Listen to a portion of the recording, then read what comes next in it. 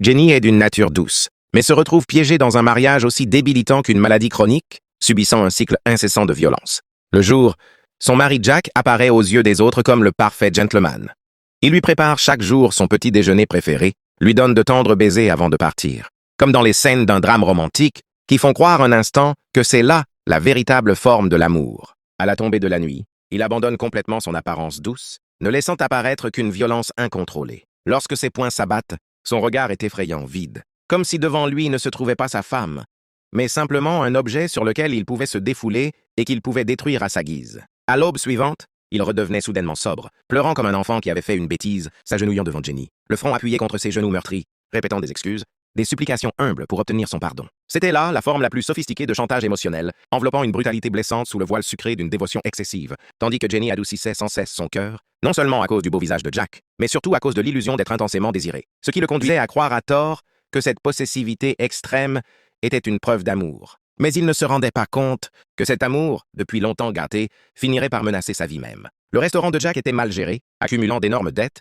des prêts à taux d'intérêt élevés, et la simple violence domestique ne pouvait plus combler son gouffre financier, ni satisfaire sa malveillance toujours croissante. Un plan diabolique se mit lentement à mûrir en lui. Un soir, Jack a discrètement versé un poison incolore et inodore dans le sucrier que Ruansi utilisait quotidiennement. Puis, il s'est assis sur le canapé comme d'habitude, regardant Ruansi, Waserotroas, fredonner un air, mélanger 2 cuillères de sucre empoisonné dans son café. Alors que Junhao le regardait prendre une première gorgée avec satisfaction, un sourire narquois se dessina sur ses lèvres, qui s'élargissait à chaque gorgée que Jenny buvait. Ce n'était pas de l'affection, mais la joie maniaque d'un plan sur le point d'aboutir. Jennifer trouvait simplement que le café de ce jour-là était exceptionnellement sucré, une vague de chaleur envahissant son estomac, sans se douter que cette chaleur corrodait silencieusement ses organes.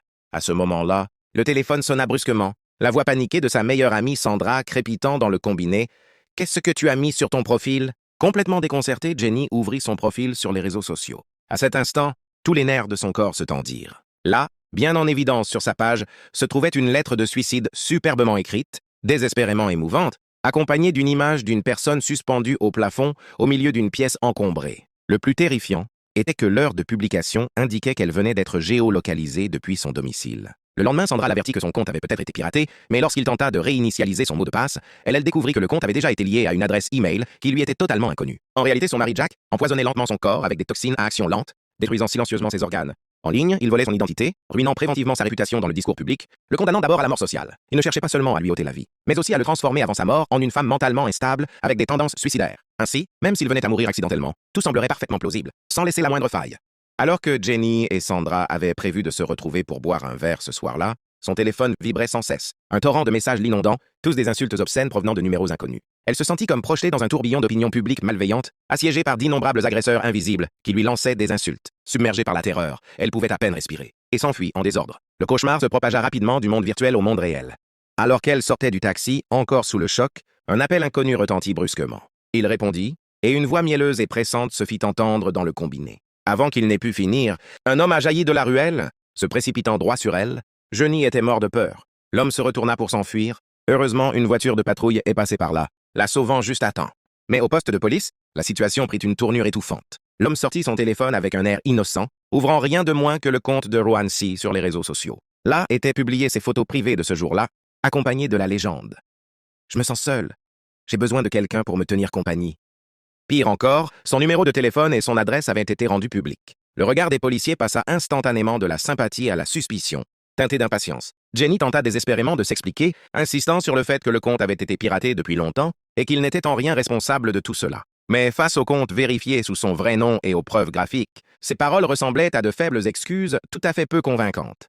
À ce moment-là, son mari Jack arriva, l'air affolé. Il joua à la perfection le rôle du mari dévoué, mais comme le harceleur n'avait causé aucun préjudice réel, la police n'eut d'autre choix que de le relâcher. Jenny prit les agents à part, les suppliant d'enquêter sur le compte piraté et l'incident de harcèlement. Contre toute attente, ce sont les policiers qui l'interrogèrent. Le lendemain, Jenny avait l'intention de retrouver Jack dans son restaurant. Au moment où il démarrait sa voiture, un coup d'œil dans le rétroviseur lui révéla une scène déchirante. Jack enlaçait tendrement la taille de son assistante, Liz. Les deux étaient collés l'un à l'autre, engagés dans une conversation alors qu'ils entraient dans un hôtel au bord de la route. À cet instant, les vieilles blessures causées par la violence domestique se sont réveillées, les propos virulents sur Internet résonnaient encore dans ses oreilles. Les toxines rongeaient silencieusement ses organes. À cela s'ajoutait la trahison dont il avait été témoin aujourd'hui. Toute la douleur, l'injustice et la rage s'entremêlaient, le submergeant presque. Pourtant, au milieu de ce désespoir brûlant, quelque chose sembla soudainement s'éloigner, remplacé par un froid glacial et une clarté sans précédent. Elle réfléchit longuement, avant de finalement composer un numéro.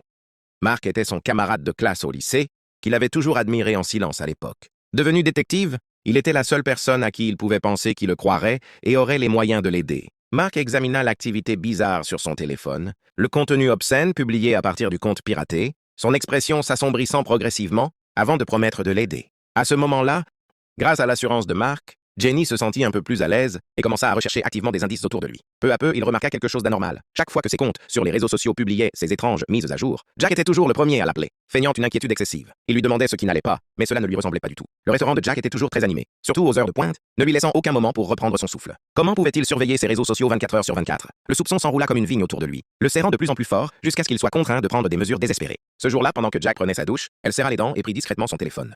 En quelques minutes, les journaux de conversation qui s'affichaient à l'écran lui firent froid dans le dos. La conversation entre Jack et Liz était remplie de mots effrayants. Indemnité d'assurance, nettoyer les dégâts, simuler un accident. Même l'adresse email inconnue qui avait piraté son compte était exposée devant lui. Jenny sentit sa tête tourner dans un rugissement assourdissant. Tous ses doutes persistants trouvèrent leur réponse à cet instant.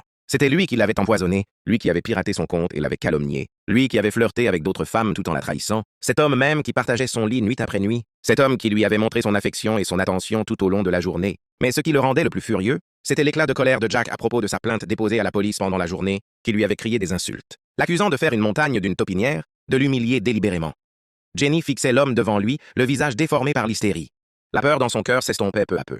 Des larmes coulaient encore sur ses joues. Mais sa voix était anormalement calme, imprégnée d'une détermination sans précédent. Elle lui exposait les faits. Jack se mit en colère. La rage sur le visage de Jack s'estompa progressivement, remplacée par l'indifférence froide d'un complot dévoilé, et même un soupçon de soulagement. Puisque tout était désormais au grand jour, il ne pouvait plus se donner la peine de faire semblant, desserrant nonchalamment son col, sans la moindre trace de faux semblant. La cruauté de son mari anéantit tout regret persistant. C'est précisément au cours de cette nuit d'effondrement émotionnel total que la toxine qui sommeillait en elle éclata soudainement avec violence. Une douleur brûlante et déchirante lui transperça l'abdomen. Jenny se plia en deux, agonisant, crachant une mare de sang vif et saisissant. Le lendemain, à l'hôpital, le médecin confirma qu'elle avait été victime d'un empoisonnement chronique sur une longue période. Le médecin insista immédiatement pour que la police soit prévenue. Mais à ce moment précis, Jenny prit une décision qui allait changer le destin de tout le monde. Il arrêta le médecin. Ce n'était pas qu'elle nourrissait encore des illusions à son sujet, mais plutôt qu'il comprenait mieux que quiconque qu'appeler la police à ce moment-là serait totalement inutile. La chaîne de preuves était incomplète, et il s'avérait difficile d'imputer clairement le piratage du compte à Jack.